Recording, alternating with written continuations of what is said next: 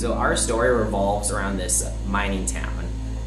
It's made up of a confident and hardy people, and they've just been doing what they've been doing for a long time, until a lot of tragedy happens all at once.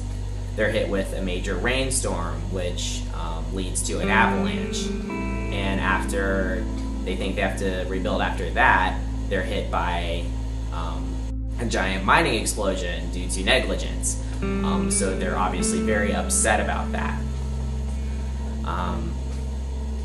So the story revolves around them surviving that and figuring out how they're going to make it out of this. Hi, I'm Jennifer Lang, and I did costume designs for Rocky Mountain Pictures.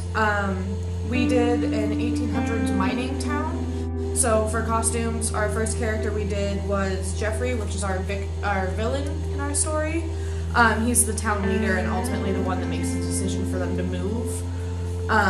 So I have references of him in here. I wanted to keep him old man. Jeffrey, I didn't want to make him look like a traditional villain. I wanted him to seem friendly old man who just from terrible circumstances became the town villain.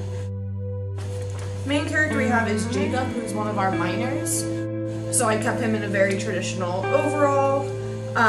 When they leave, I drew him a coat because I want them all to look like they're moving at the very end of the show.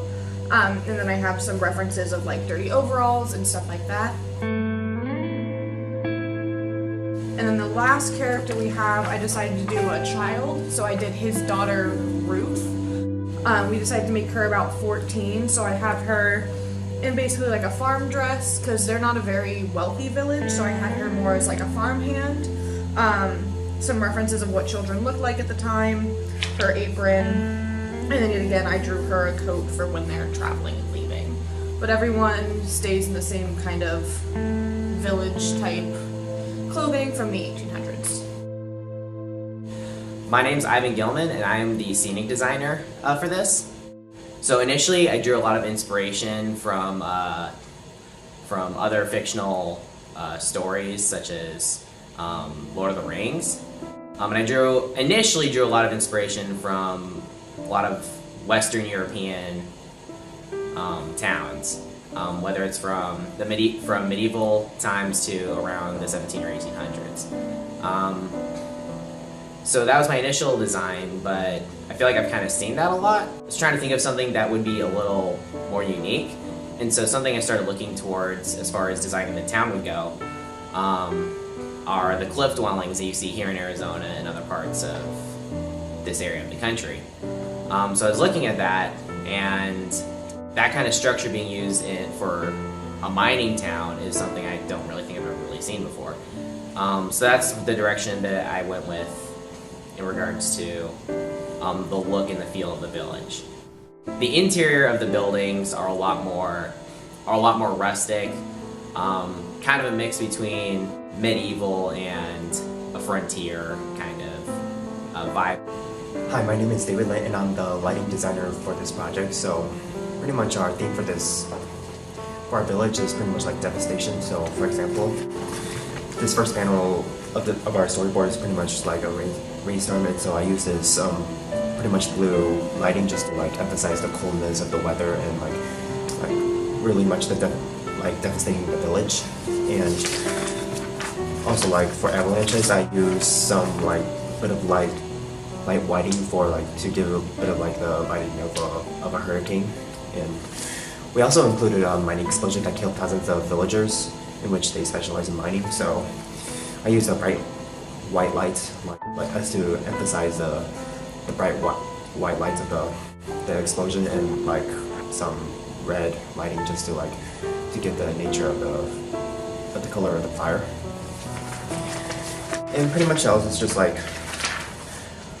nothing but just soft lighting and a little bit of cold lighting. Like for example, blue is just like it emphasizes hopelessness, even though the villagers are really pushing for hope, like for hopeful future.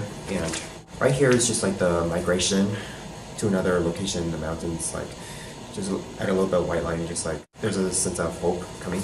Finally, this lighting right here is, I added some white light for but for the most part, and a little bit of blue lights, just like this kind of emphasizes like the start of a new civilization. Alright, cool. I'm Nick Maji. I did sound design for our group. So first off, most importantly, we have the loudest, biggest sound in the whole film. That's the explosion.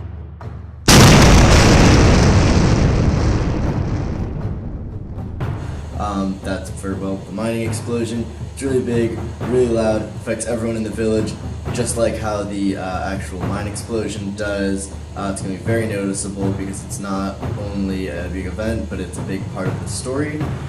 Some other important sounds are some ambient noises, like we're going to have some trees rustling, sounds of pots and pans, and sounds of miners working.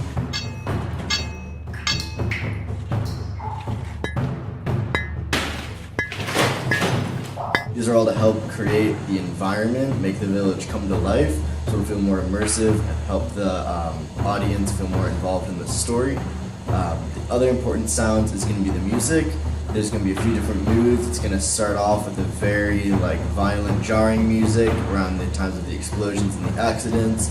Then we're going to move to more of a somber tone with some anger in it because everyone's very upset about the accident. And towards the end, we're going to have some music with a little bit of a glimmer of hope to show the tiny bit of optimism that's present in the village.